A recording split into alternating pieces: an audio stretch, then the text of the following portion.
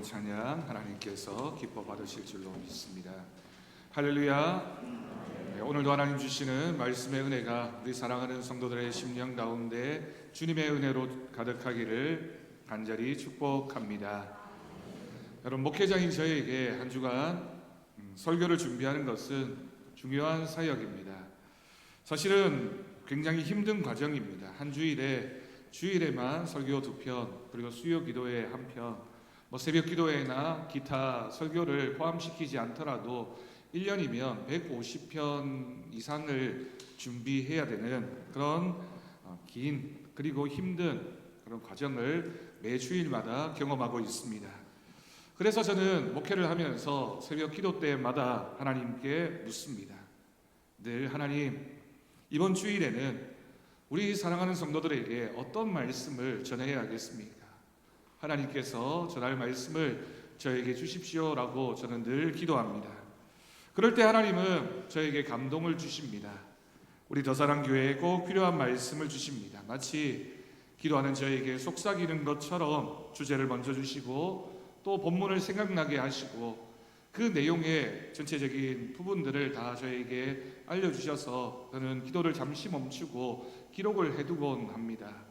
하나님께서 저에게 우리 사랑하는 성도들에게 주신 말씀이라고 믿기 때문입니다.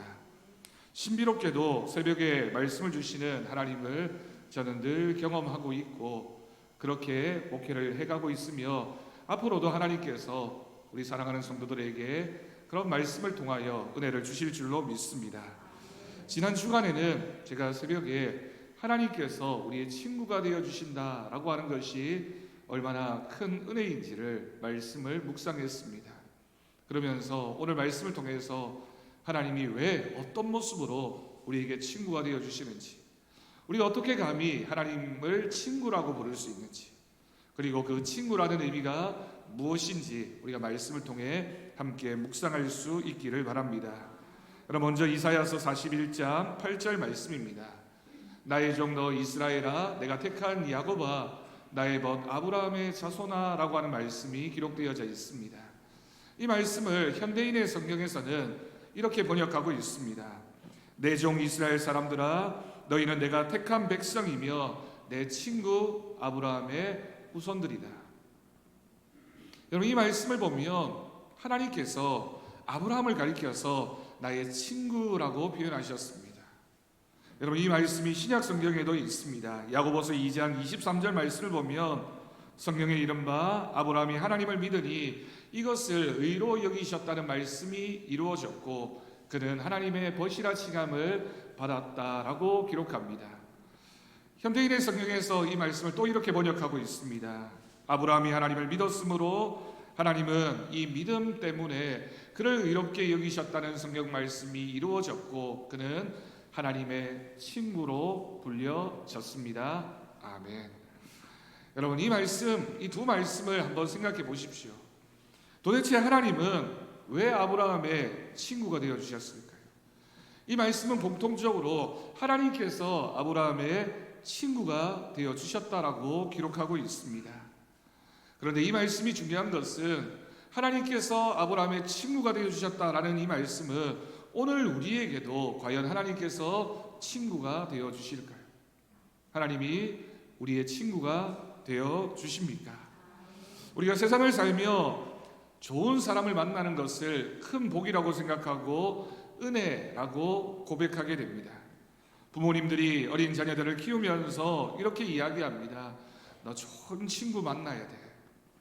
친구를 잘 만나야 돼. 아마 여러분들 많이 말해 보셨을 것이고 또 여러분들도 자라면서 그런 말을 많이 들어보셨을 겁니다.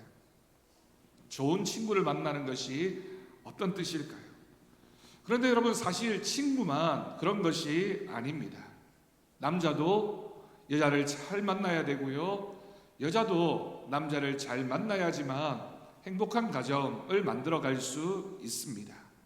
부부가 서로에게 사실은 좋은 친구가 되어주는 것이 행복한 가정을 만드는 귀한 방법이 됩니다.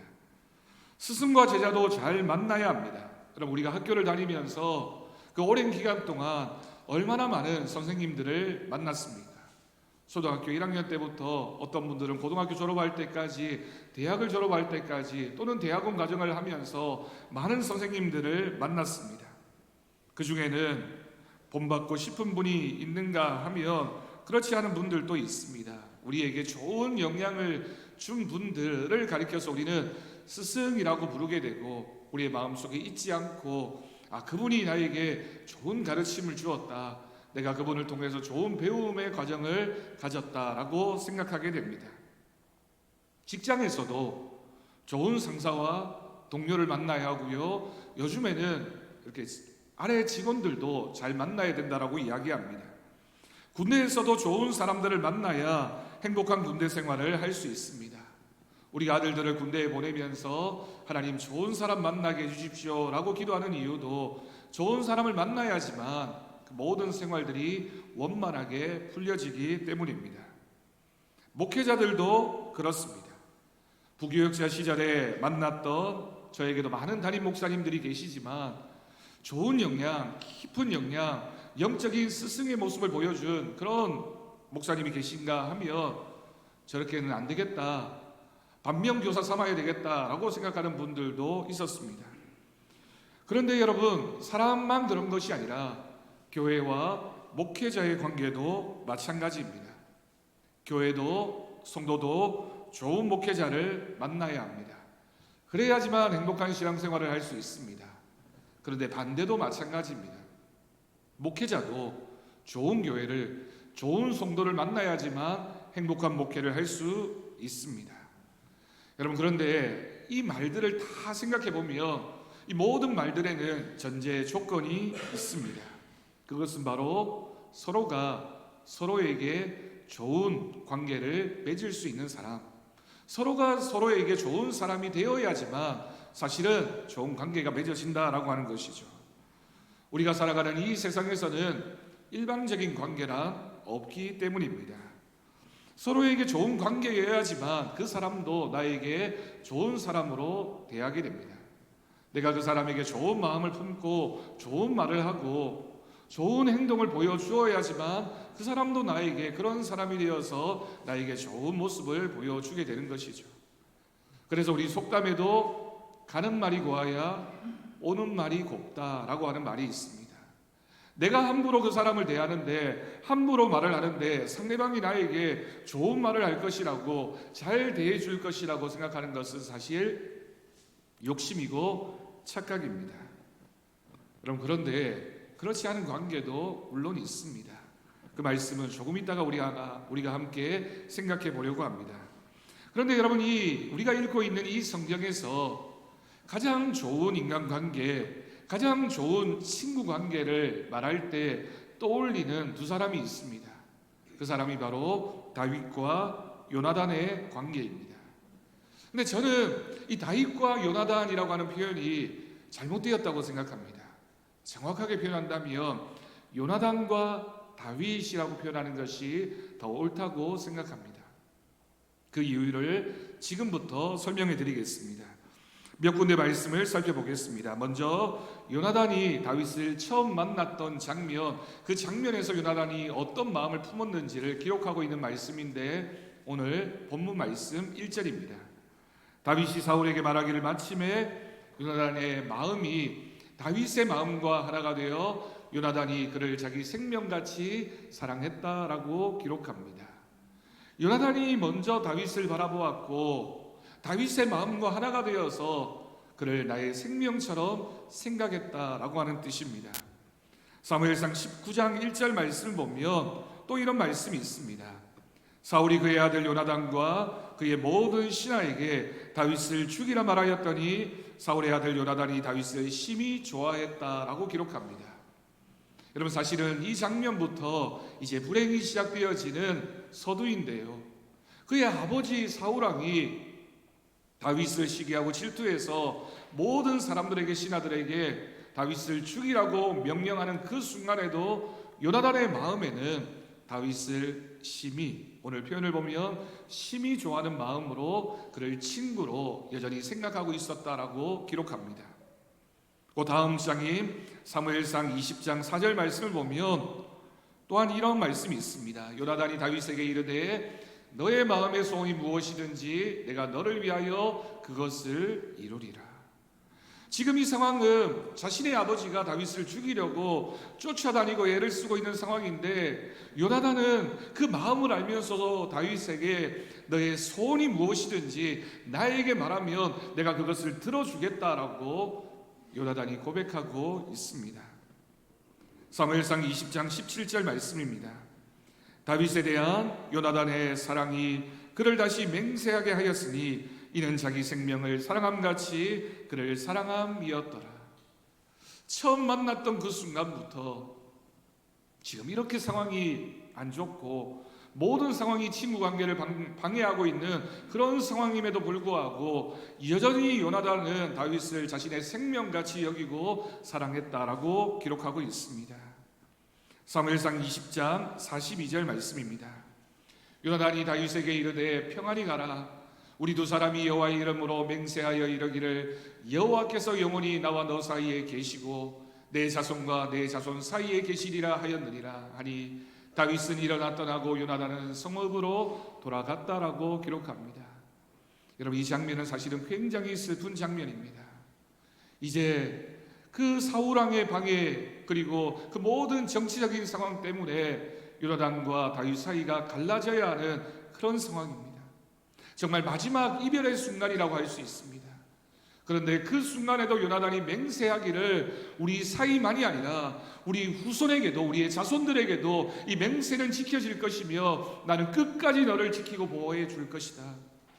너도 나에게 그런 존재가 되어야 된다라고 서로 약속했다. 그리고 두 사람이 서로 다른 길을 갔다라고 기록하고 있습니다. 여러분, 이 장면들에서 눈에 띄는 것은 조금 전에 말씀드린 대로 요나단이 다윗을 너무나 사랑했다라고 하는 것입니다. 아마도 사울왕의 후계자였던 왕자 요나단과 사울왕에게 미움을 받아서 도망자의 신세가 되고 죽음의 위협을 당하고 있는 그 친구 다윗을 바라보고 있는 요나단의 마음이 너무나 안타깝고 미안했을 것입니다. 얼마나 그 마음에 애절한 마음이 있었을까. 자신의 생명보다 사랑하고 있는 친구를 바라보고 있는 그 요나단의 마음이 사무엘 상하에 구구절절하게 너무나도 진한 표현으로 그렇게 기록되어져 있습니다. 어떤 의미에서 본다면 어떤 부부가 이렇게 사랑할 수 있을까요? 어떤 관계에서 이렇게 철천지 원수가 될 수밖에 없는 상황에서 그렇게 상대방을 아끼고 염려할 수 있겠습니까? 하지만 우리는 이 이후의 말씀들을 알고 있습니다. 그토록 다윗을 사랑했던 요나단이 전쟁터에서 자신의 아버지였던 사울왕과 함께 죽음을 맞이하게 됩니다.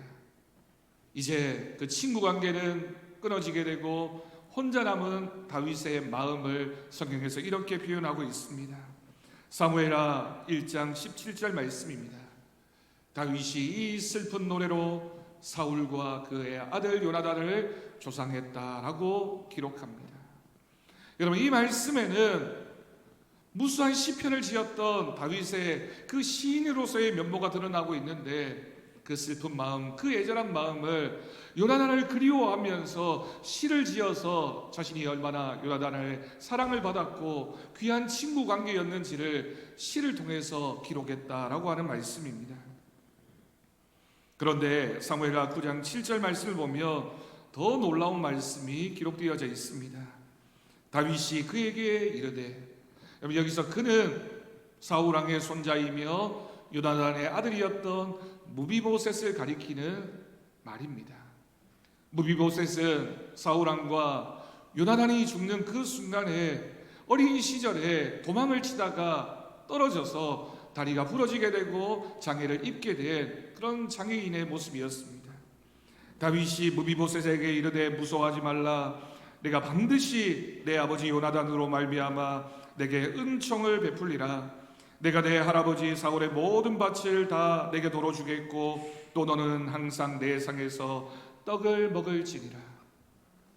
다윗이 요나단이 자신을 어떻게 대했는지를 기억했기 때문에 그 무비보셋을 가까이 두었고 또한 그의 조상들에게 물려받은 그 모든 땅을 돌려주었으며 무비보셋이 다윗을 떠나지 않고 한 상에서 마치 그의 아들처럼 왕자처럼 다윗왕과 함께 먹었다라고 기록하고 있습니다.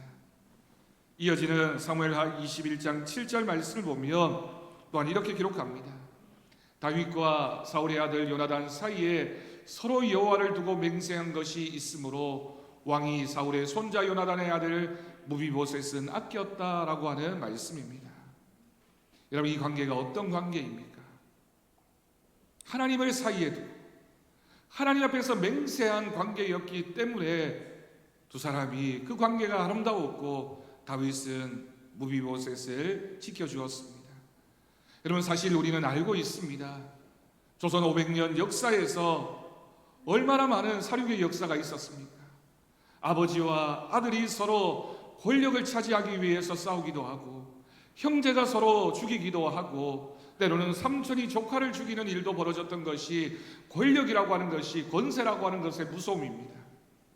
다윗 왕이 왕이 되었지만 아직은 사울 왕을 따르는 신하들이 있었고 세력들이 있어서 잠시 방심하게 되면 언제 반란이 일어날지 모릅니다. 그것도 사울 왕 그리고 요나단의 적통이라고 할 수 있는 무비보셋이 살아있는 그 순간까지는 아무리 다윗이 자신의 왕권을 지키려고 해도 반란자들이 그를 앞세워서 얼마든지 반역이 일어날 수 있는 그런 상황입니다. 그런데도 다윗은 하나님 앞에서 맺은 언약, 요나단이 자신을 얼마나 친구로 여겼는지, 얼마나 사랑했는지를 기억했기 때문에 그 약속을 지키기 위해서 무비보셋을 가까이 두었던 것입니다. 여러분, 여러 말씀들을 읽었습니다. 이 말씀들이 다윗과 요나단의 우정이 얼마나 절실하고 절절하며 서로를 향한 진정한 친구 관계였는지를 말해주고 있습니다. 그래서 저는 다윗과 요나단이 아니라 요나단과 다윗이라고 말하는 것이 더 분명하다라고 생각합니다. 이처럼 요나단은 성경의 여러 인물들 중에서도 참된 우정이 무엇인지를, 진짜 친구 관계가 어떤 것인지를, 우리가 누군가에게 좋은 이웃이 되어주는 것이 어떤 의미인지를 보여주고 있는 말씀입니다. 그는 비록 다윗과 피를 나눈 형제는 아니었지만 누구보다 깊은 형제의 우애로 다윗을 목숨처럼 사랑했습니다. 여러분, 이런 친구 관계가 있을까요? 특히나 오늘날처럼 사랑이 식어가는 사회 속에서 하나님이 다윗과 요나단의 우정을 통해 우리에게 말씀하시는 교훈은 무엇일까요? 요즘에 여러분, 얼마나 많은 사람들이 자신의 이익, 욕심을 따라서 계산적으로 서로를 바라보고 있는지 모릅니다. 오늘 말씀은 진정한 친구가 무엇인지를, 예수님께서도 우리에게 말씀하셨던 너희는 누군가의 이웃이 되어야 된다, 너희의 이웃이 누구이냐라고 물으셨던 선한 사마리아인의 비유가 생각나는 우리의 친구는 누구입니까? 오늘 말씀은 친구가 어떤 관계여야 하는지를, 이웃과의 관계가 어떠해야 하는지를 그리스도인인 우리에게 말씀해주고 있는 하나님의 음성입니다. 첫 번째는 친구는 아낌없이 나눕니다. 여러분, 오늘 본문을 보면 요나단이 다윗을 자기 생명처럼 사랑했다라고 기록하고 있습니다. 사울의 아들인 요나단은 왕자였던 반면에 다윗은 미천한 양치기에 불과한 존재였습니다. 신분으로 본다면 얼마든지 다윗을 무시할 수 있는, 그저 자신이 넉넉하게 베푸는 것처럼 보여질 수 있는 그런 관계였습니다. 하지만 요나단은 다윗을 친구로 생각했습니다. 서로가 동등한 관계라고 생각했고, 아니 서로 존중하며 서로를 더 뛰어난 사람이라고 인정하는 모습이었습니다. 그러니 그를 자기 목숨처럼 사랑했던 것입니다. 요나단은 다윗과 의형제를 맺었고 자신이 가진 것들을 아낌없이 주었습니다. 오늘 본문의 3절과 4절 말씀을 보면 그는 입고 있던 겉옷을 벗어주었고 자신의 목숨을 지키기 위한 갑옷과 칼과 창까지 아낌없이 내어줄 정도로 다윗을 사랑했던 겁니다. 자신이 가진 것을 아낌없이 나누어 줄 수 있는 것, 그것이 바로 친구입니다. 두 번째로 친구는 여러분 시기하지 않습니다. 사울과 함께 전장에 출전할 때마다 다윗은 승전의 공로를 세워서 군사령관의 자리에까지 오르게 됩니다. 다윗이 얼마나 승승장구했는지 모릅니다. 그럴 때마다 요나단의 위치는 흔들릴 수밖에 없었습니다. 본래 요나단의 자리였고 요나단이 인정받아야 하는데 왕자이고 적통인데 자신이 있어야 할 그 자리를 자꾸만 다윗이 차지하게 되고 다윗이 자꾸만 그 자리로 들어오게 되는 겁니다. 더군다나 매번 승승장구할 때마다 사람들의 관심과 칭찬을 받게 됩니다. 오죽했으면 사울은 천천히라고 다윗은 만만이라고 사람들이 노래할 정도로 다윗이 인정받고 다윗이 존경받는 위치에 올랐을까요?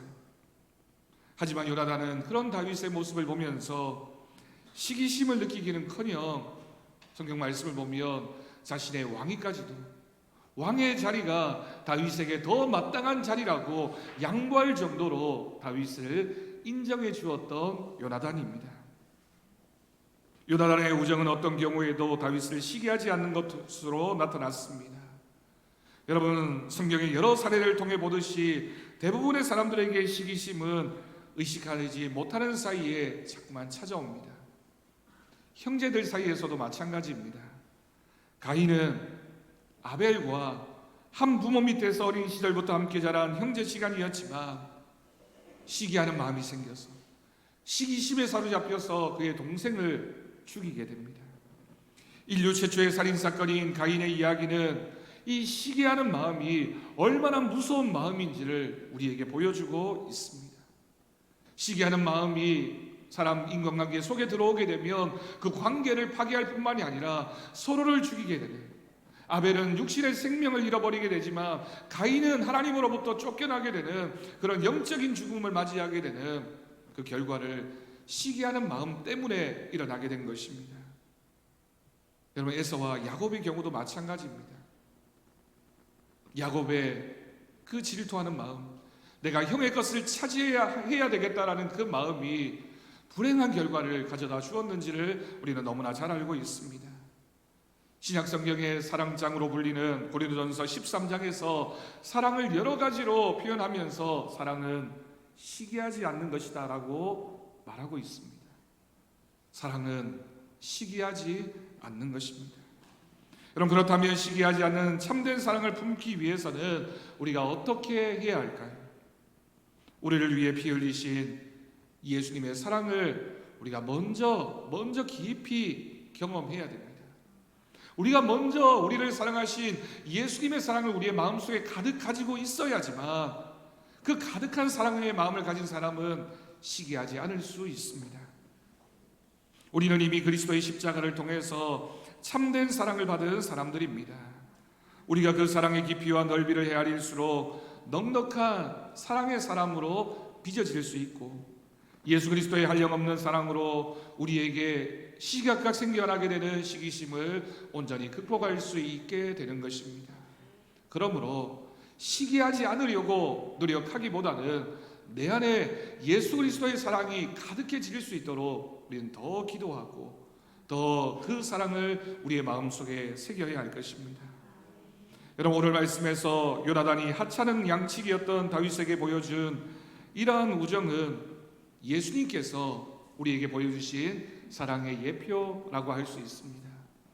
여러분, 구약 성경에는 메시아로 오신 예수님을 예표하고 있는 인물들의 이야기가 곳곳에 기록되어져 있는데 요나단과 다윗의 모습이 또 그 한 예라고 할 수 있습니다. 사실 오늘날 요나단과 다윗처럼 서로를 인정하고 존중하며 생명까지 내어줄 만큼 사랑할 수 있는 인간의 관계, 그런 관계를 우리가 어디서 찾아볼 수 있을까요? 그래서 우리 예수님도 말씀하셨습니다. 요한복음 15장 13절 말씀에서 사람이 친구를 위하여 자기 목숨을 버리며 이보다 더 큰 사랑이 없다라고 하셨습니다. 여러분, 이 말은 사실 이 세상에는 그런 관계나 그런 친구는 사실 어렵다라고 하는 뜻입니다. 누가 친구를 위하여 목숨을 버릴 수 있겠느냐? 만약 그런 사랑이 있다면 그것이 제일 큰 사랑이라고 우리 예수님께서 말씀하신 것입니다. 그런데 여러분, 이 땅에 존재하는 모든 종교에서 신의 개념에서 신은 경배하고 복종해야 될 대상입니다. 여러분, 세상의 어떤 종교도 자신이 믿고 있는 그 신을 향해서 내 친구라고 말하는 종교는 없습니다. 반대로 그 신이 인간을 향해서 내 친구라고 말하는 종교도 없습니다. 하나님께서 아브라함의 친구가 되어주셨다라고 하는 이 말씀은 어쩌면 도저히 용납할 수 없는, 이해할 수 없는 말씀입니다. 창조주이신 하나님께서, 이 세상 모든 만물의 주인 되신 하나님께서 피조물인 우리를 향해서 너는 내 친구다라고 말씀하시는 것, 여러분, 얼마나 놀라운 말씀입니까?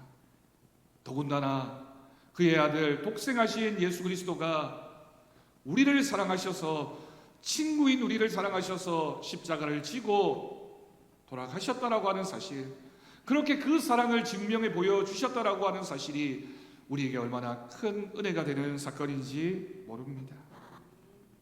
사랑하는 성도 여러분, 하나님은 항상 우리에게 좋으신 분이십니다. 그래서 우리가 하나님을 표현할 때 선하신 분이라고 표현합니다. 하나님이 선하시다라고 하는 것은 하나님이 우리에게 좋은 분이라는 뜻이며 하나님이 우리를 사랑하신다라고 하는 표현의 뜻입니다. 우리는 우리의 친구 되시는 하나님을 믿습니다. 우리는 우리의 친구 되시는 예수님을 믿습니다.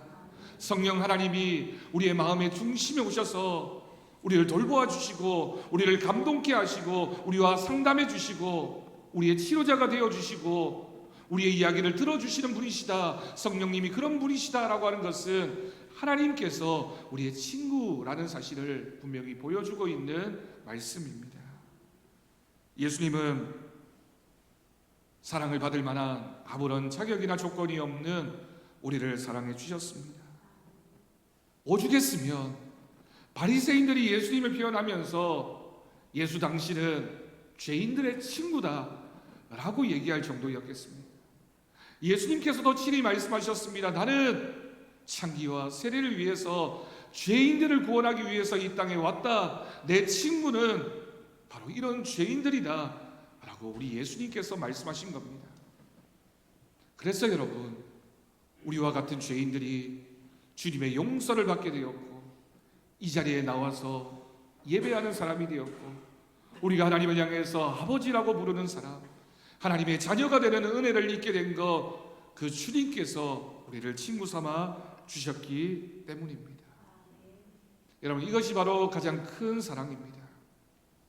세상에 어떤 사랑도 이보다 더 큰 사랑이 없습니다.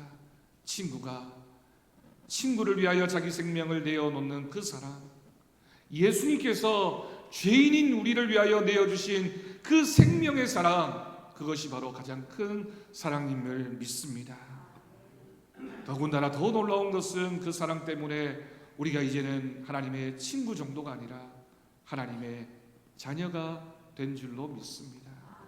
하나님께서 우리를 자녀 삼아 주셨습니다. 예수님의 사랑을 받아 하나님의 자녀가 된 우리는 우리가 가진 것들을 아낌없이 나누며 살아야 합니다. 조금 전에 우리가 생각해 보았던 것처럼 오늘날 이해득실을 따지며 인간관계를 형성하는 사회 속에서 여러분, 그리스도인들이 어떻게 살아야 할까요? 우리 교회 공동체는 어려운 이웃을 찾고 그들에게 다가가 그들의 진실한 친구가 되어야 합니다. 사랑이 식어버린 이 세상에서 우리 교회만큼이라도, 우리 믿음의 공동체만이라도 시간과 물질로 그들 정성껏 섬기면 하나님께서 기뻐하시고 영광 받으실 것입니다. 여러분, 우리 교회가 우리 성도님들 중에는 한 번도 가보지도 못했던, 만나보지도 못했던 저 태국 땅의 카렌족 소수민족, 그들의 예배당을 건축하기 위하여 여러분, 우리가 큰 거액의 금액을 헌금했습니다. 그리고 그 금액을 보내주었고, 그리고 날마다 기도하면서 그 예배당이 아름답게 건축되어질 수 있도록 마음을 함께하고 있습니다. 여러분, 왜일까요? 여러분, 왜 우리가 그들의 친구가 되어 주었습니까? 왜 우리가 그들을 친구라고 부를 수 있습니까?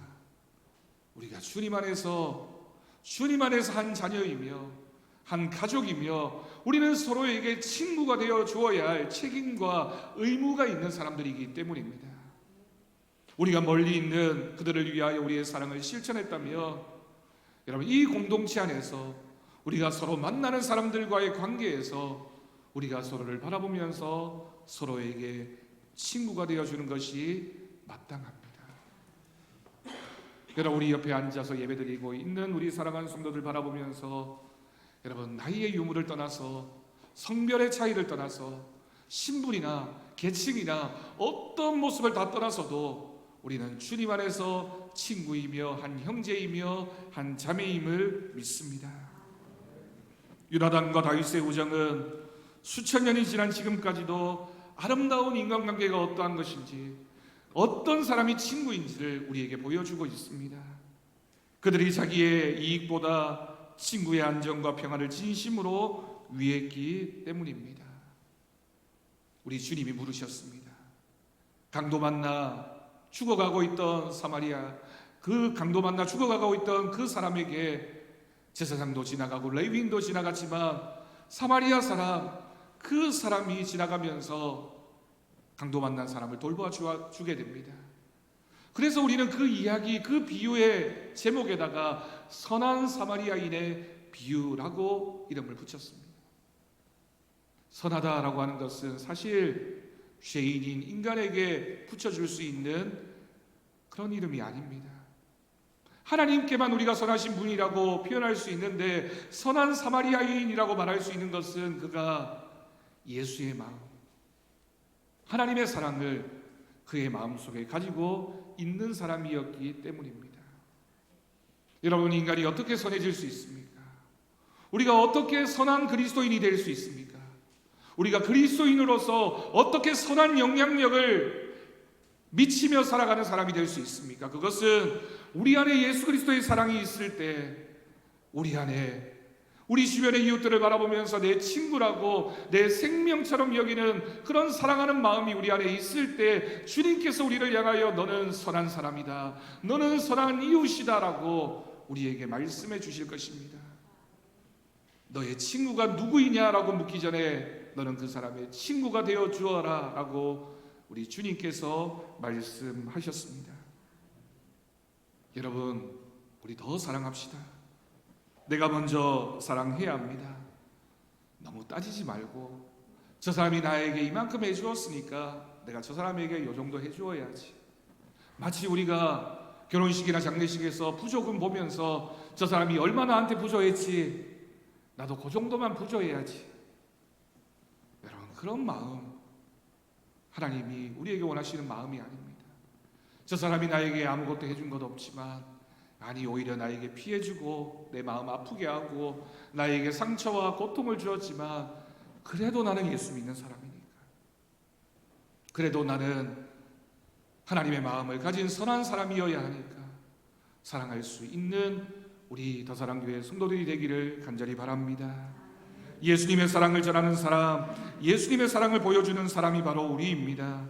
여러분, 우리 더사랑교회는 하나님을 사랑하는 교회입니다. 그리고 더 사랑하는 교회입니다. 우리 교회는 이웃을 사랑하는 교회입니다. 그리고 그 이웃을 더 사랑하는 교회입니다. 우리가 이 말씀을 기억하면서 이번 한 주간 여러분 가정에서부터 여러분 가족들에게 좋은 친구가 되어 주십시오. 그리고 여러분들이 만나는 많은 사람들과의 관계에서 친구가 되어 주십시오. 우리 교회 공동체 안에서 여러분 친구가 되어 주십시오. 우리와 아무 관계가 없이 살아가고 있는 이 세상에 많은 사람들을 위해서도 친구가 되어 주십시오. 그럴 때 하나님의 사랑이 우리를 통하여 나타나고 우리는 선한 사마리아인처럼 주님의 음성에 응답하는 순종의 사람이 될 줄을 믿습니다.